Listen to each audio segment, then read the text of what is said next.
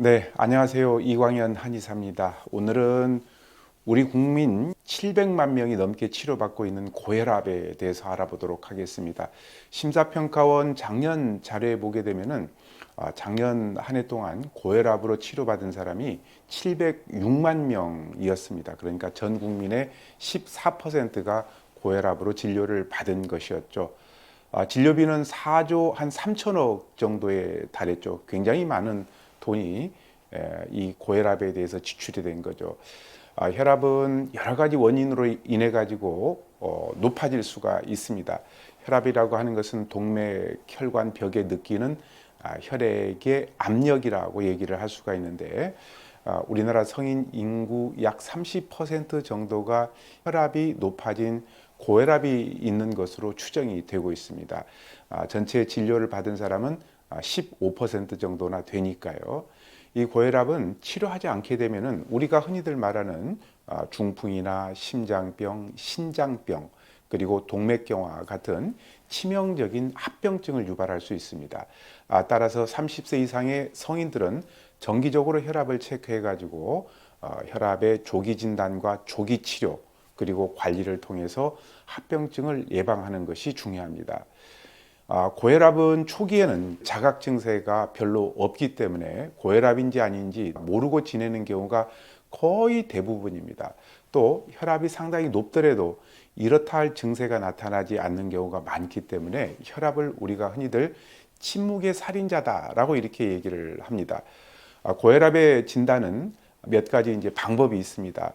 이 고혈압이라고 하는 것은 항상 일정하는 것이 아니라 상황에 따라서 변화가 있기 때문에 한 번 측정을 해서 혈압이 높게 나왔다고 고혈압이라고 이렇게 딱 단정할 수는 없습니다.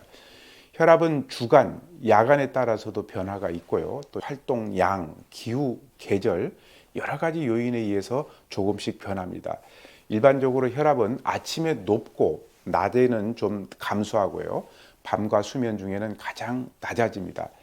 그리고 겨울철 추운 날씨에는 혈압이 아무래도 상승하고 온도가 높아지게 되면 혈압도 약간 떨어집니다. 또 운동이나 배변, 배뇨 이런 것들에 의해서도 혈압이 좀 상승할 수도 있습니다. 따라서 일주일 간격으로 3번 이상 측정해 가지고 평균치가 140에서 90 이상이 되면은 고혈압이라고 진단을 합니다. 다만 한 번 측정해서 210에서 120 이상의 상당히 높은 수치가 나타나면은 바로 고혈압이라고 진단하고 치료를 하는 것이죠. 혈압 측정할 때 이제 유의해야 될 몇 가지 점에 대해서 말씀을 드리겠습니다.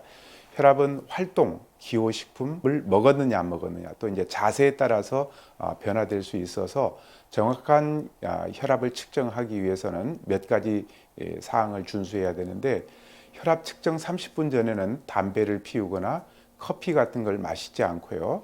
두 번째는 방광의 소변이 꽉 차면은 혈압이 높아지기 때문에 미리 화장실에 다녀오는 것이 좋고, 측정 전에 발은 평판한 바닥에다가 디디고 의자에 이렇게 편하게 앉아서 5분 정도 앉아 있습니다. 이때 팔은 심장 높이 정도의 탁자 위에 올려놓고요. 팔이 편하게 노출될 수 있도록 가능하면은 짧은 소매 옷을 입는 것이 좋고, 두꺼운 상의는 벗어야 되겠죠. 혈압을 잴 때는 위에 팔, 동맥의 박동을 촉진해서 불규칙한 경우에는 수동 혈압계가 더 정확하다라고 볼 수가 있습니다. 요즘 이제 자동 혈압계도 굉장히 오차가 나지 않게끔 잘 만들어져 있죠. 양쪽 팔의 혈압을 각각 재고 차이가 나면은 더 높은 쪽을 기록합니다. 다만 양쪽 팔의 혈압 차이가 20 이상 나면은 다시 측정하죠. 자, 우리가 이제 혈압을 수축기 혈압, 이완기 혈압 이렇게 나누는데요. 수축기 혈압을 보통 높은 혈압, 이완기 혈압을 우리가 낮은 혈압이라고 하는데요. 혈액의 압력은 심장이 수축해 가지고 동맥 혈관으로 혈액을 내보낼 때 가장 높게 나타나는데, 이때 혈압을 우리가 수축기 혈압이다, 높은 혈압이다 얘기를 하고요. 낮은 혈압은 이완기 혈압이라고 하는데, 심장이 늘어나서 혈액을 받아들일 때 가장 낮게 되죠. 이때 혈압을 우리가 이완기 혈압이다 이렇게 얘기를 합니다.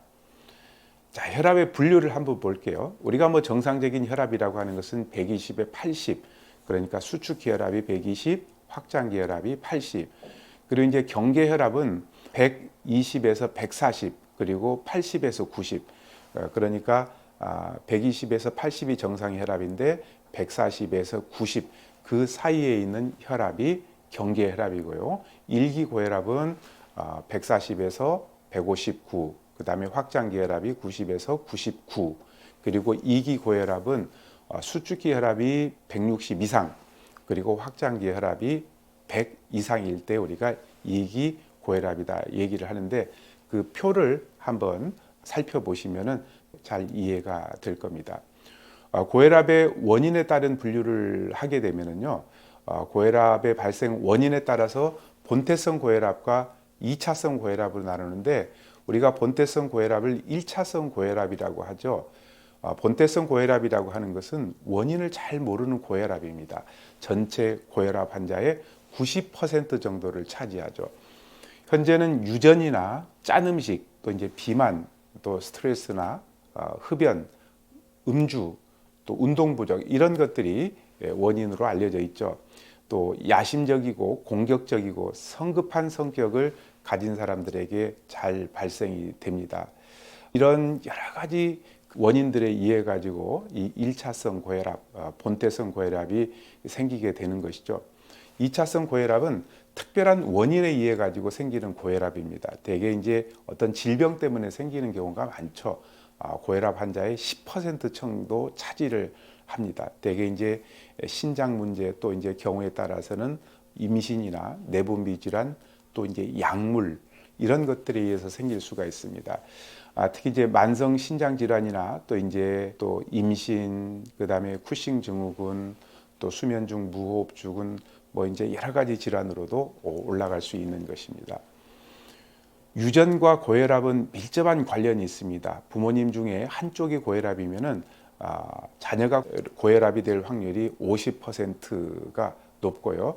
부모 모두 다 고혈압이라면은 자녀가 고혈압이 될 확률이 70% 정도로 훨씬 높아집니다. 따라서 부모님 중에 한 분이라도 고혈압의 병력이 있다면은 30대 이후부터 꾸준하게 혈압을 측정하는 것이 좋겠고요. 우리가 흔히들 백의의 고혈압이다. 그러니까 화이트 가운 신드롬이다 해가지고 우리가 흰옷 입은 사람, 그러니까 의사나 간호사들만 보면은 혈압이 올라가는 경우가 있죠. 굉장히 심리적인 측면이 강한데요.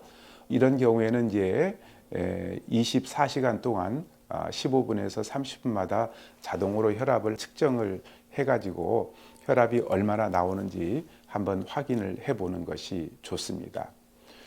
두 번째 이제 고혈압을 유발시키는 요인 같은 경우에는 심혈관 질환의 유전적 요인이나 가족력이 있는 경우, 그리고 흡연과 음주, 짠 음식, 고지혈증이나 당뇨병, 또 노화, 60세 이후의 노년층 이런 데서 혈압이 잘 발생이 되고요.